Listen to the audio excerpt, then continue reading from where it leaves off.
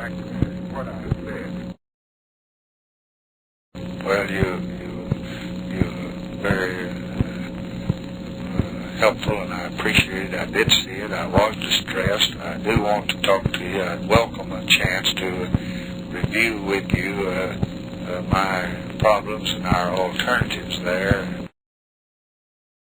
I've tried to do my best to, I've lost about 264 lives up to now, and I could lose 265,000 mighty easy, and I'm trying to keep those zeros down and at the same time not trigger a conflagration that would be worse. If we pulled out, I can't stay there and do nothing. Unless I bomb, they run me out right quick. That's the only pressure we have.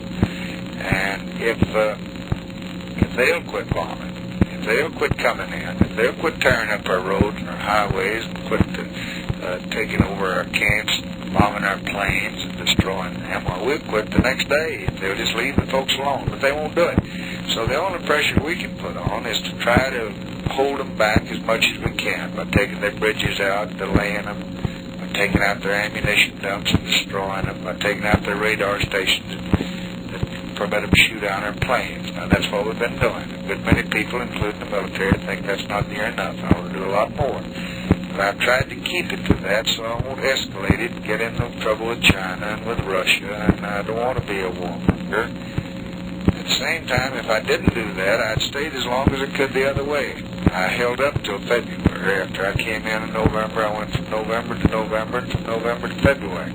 But they kept coming. They just kept coming, and I couldn't stand it any longer. I had to get out or do it. Now I'm doing it with a restraint and with the best judgment that I know how. If I pulled out, I think that our commitments would be no good anywhere. I think it would immediately trigger a situation in Thailand that would be just as bad as it is in Vietnam. I think we'd be right back to the Philippines with problems. I think the Germans would be scared to death that our commitment to them was no good.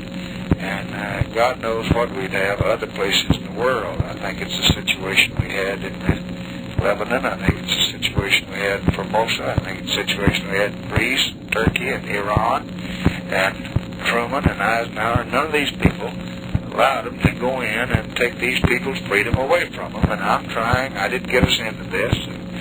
We got into it in 54. Eisenhower and Kennedy were in it deep. They had 33,000 men out there when I came into the presidency. Now, I don't want to pull down the flag and come home running with my tail between my legs, particularly if it's going to create more problems than I got out there. And it would, according to all of our best judges. On the other hand, I don't want to get us in war with China and Russia. So I've got a pretty tough problem. And I'm not all wise. I pray every night to get direction and judgment and leadership that permit me to do what's right.